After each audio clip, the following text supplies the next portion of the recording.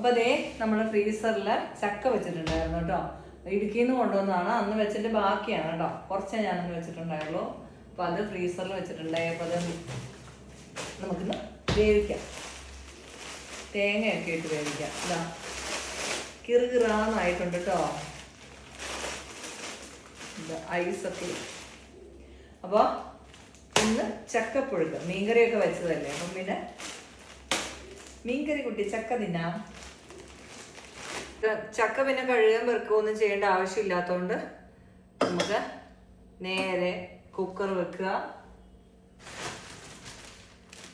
ചക്ക ഇടുക.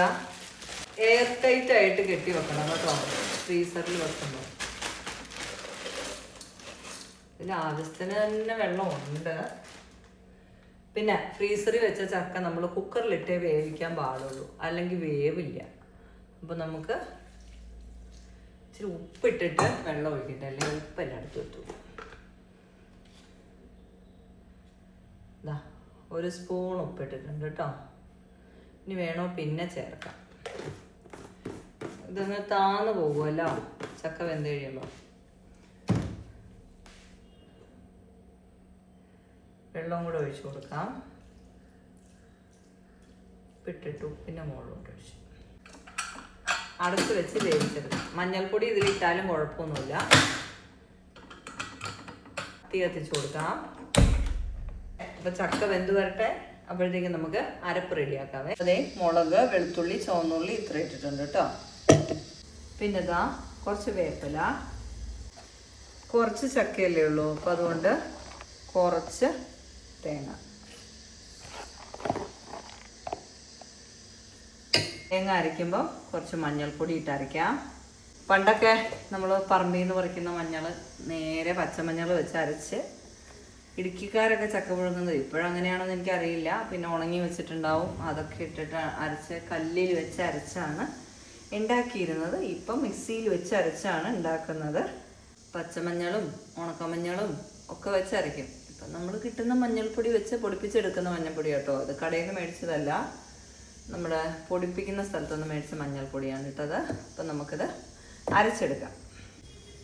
ഇതാണ്ടേ അരച്ചെടുത്തോണ്ട് വന്നിട്ടുണ്ട് കേട്ടോ. ഇതൊന്ന് ചെറുതായിട്ട് ചതഞ്ഞാൽ മതി, ക്രഷ് ചെയ്തെടുത്താൽ മതി. 2 കിർ.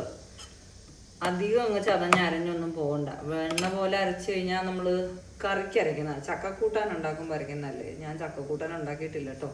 ശരിക്കും ഇങ്ങനെ തന്നെയാണ് ചക്കക്കൂട്ടാൻ ഉണ്ടാക്കണം. കടുക് താളിച്ചിടുന്നേ ഉള്ളതെന്ന് എനിക്ക് തോന്നുന്നു. അപ്പോൾ നമ്മുടെ അരപ്പ് കൊണ്ടുവന്നിട്ടുണ്ട്.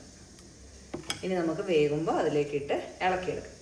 അപ്പോൾ ഈ ചക്ക പുഴുങ്ങാൻ എന്ന് പറയുന്നതുണ്ടല്ലോ, എന്ത് സിമ്പിളാണെന്നറിയാവോ. അടുപ്പത്തേക്ക് വെക്കുക, ആവി കയറുമ്പോഴത്തേക്ക് ആ സംഭവം വേവും.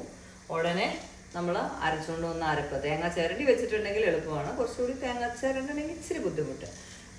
പിന്നെ ഇത്രയൊന്നാക്കി എടുക്കണമെങ്കിൽ ചക്ക ഇടണം, ചക്ക വെട്ടണം, ചക്ക പൊളിക്കണം, ചക്ക അരിയണം. അപ്പോൾ ഈ അരിഞ്ഞെടുക്കലെന്ന് പറയുന്നത് ഒരു 3-4 പേരൊക്കെ ഉണ്ടെങ്കിൽ നല്ല സുഖമാണ്. ഒരാൾ പൊളിക്കുന്നു, ഒരാൾ ചക്കക്കുരു തീർക്കുന്നു, ഒരാൾ അരിയുന്നു, ഒരാൾ വറക്കണമെന്നുണ്ടെങ്കിൽ ഒരാൾ കൊണ്ട് വിറക്കുന്നു. അപ്പോൾ ആൾക്കൂട്ടമുള്ളിടത്ത് ചക്ക പുഴുങ്ങാൻ വളരെ സിമ്പിളാണ്. ആളില്ലാത്തടത്ത് ചക്ക പുഴുങ്ങാൻ വളരെ ബുദ്ധിമുട്ടാണ്. എന്നാലും ചക്കയ്ക്കൊരു ടേസ്റ്റ് ഉണ്ടല്ലോ, അത് ആ പുഴുങ്ങി കഴിച്ച് കിട്ടുമ്പോൾ ഒരു സുഖമുണ്ടല്ലോ, അതൊരു വല്ലാത്ത സുഖം. ചക്കയായോ നോക്കാം. വെന്തോ നോക്കണ്ടേ. സ്മെല്ലൊക്കെ വന്നിട്ട്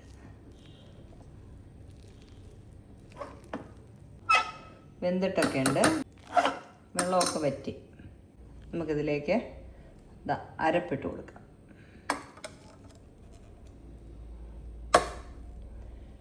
അരപ്പിട്ടിട്ടൊന്ന് മൂടി വെക്കണം, ആവി കയറാൻ വേണ്ടിയിട്ട്. ഓക്കെ, ഇങ്ങനെ മൂടി വെക്കണം. അരപ്പൊന്ന് വെന്ത് കിട്ടാൻ വേണ്ടിയിട്ടാണ്.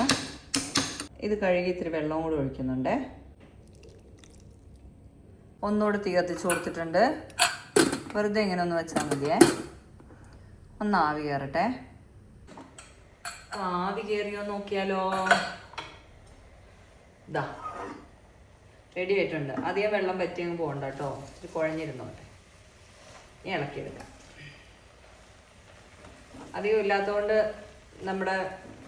കോലൊന്നും വേണ്ട കേട്ടോ, എനിക്കിവിടെ കോലൊക്കെ ഉണ്ട്. വെള്ളം വറ്റിപ്പോയോണ്ട് അടി പിടിച്ചിട്ടുണ്ട് ഇച്ചിരി കേട്ടോ, എന്നാലും സാരമില്ല. ആദ്യമേ പിടിച്ചതാണേ, വെള്ളം കുറഞ്ഞു പോയെന്ന് എനിക്ക് തോന്നുന്നു, ഞാൻ ഒഴിച്ചതേ.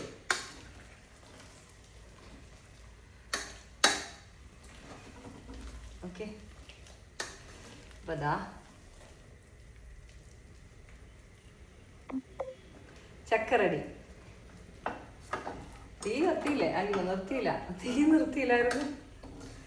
അപ്പം അതേ നമ്മുടെ ചക്കയൊക്കെ റെഡിയായി. പണ്ടിങ്ങനെ ഈ ചക്ക ഇങ്ങനെ വേവിച്ചിട്ട് നമ്മൾ അത് പിറ്റേ ദിവസമൊക്കെ ഉണ്ടെങ്കിൽ കടുക് പൊട്ടിക്കുമല്ല, കടുക് പൊട്ടിച്ച് കഴിയുമ്പോൾ അവസാനം പാത്രത്തിൻ്റെ അടിയിൽ ഇങ്ങനെ ഉണങ്ങി പറ്റി പിടിച്ചിരിക്കുന്ന കുറച്ചുണ്ടാവും, ഇങ്ങനെ അടി പിടിച്ചിരിക്കുന്നത്. അതിന് അടിയായിരുന്നു. ഭയങ്കര ടേസ്റ്റാണ് അത്, ഇങ്ങനെ നല്ല ഫ്രൈ ആയിരിക്കും. അപ്പം അതിന് ഉപ്പുണ്ടോ നോക്കട്ടെ, കുറച്ചേ ഉള്ളൂ. അപ്പം അതിന് പാകം ഉപ്പുണ്ടാവും.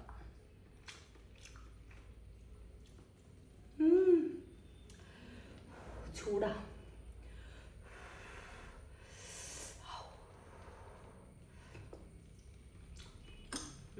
സൂപ്പർ. ഇനി കുറച്ച് മീൻചാറൊക്കെ കൂട്ടി അങ്ങോട്ട് കഴിച്ച് കഴിഞ്ഞാൽ അടിപൊളിയാണ്. പിന്നെ നല്ല ചക്ക വട്ടത്തിൽ അരിഞ്ഞ് പുഴുങ്ങണമെന്ന് പറയും. ഇത് കീന്തി പുഴുങ്ങണത്. അരിഞ്ഞ് പുഴുങ്ങിയിട്ടുണ്ടല്ലോ, അതിൻ്റെ അകത്തോട്ട് ഇച്ചിരി തേങ്ങാ ചമ്മന്തി ഇല്ലേ, നല്ല ചുമന്ന ചമ്മന്തി നമ്മൾ ദോശയ്ക്കൊക്കെ ഉണ്ടാക്കണേ, ആ ചമ്മന്തിയൊക്കെ ഒഴിച്ച് അങ്ങോട്ട് കഴിച്ച് കഴിഞ്ഞാണ്ടല്ലോ.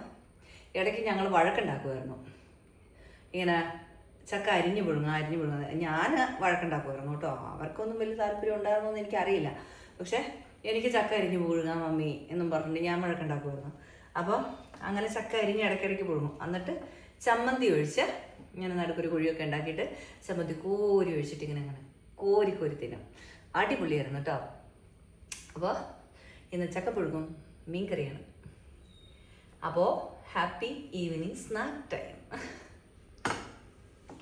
ബൈ.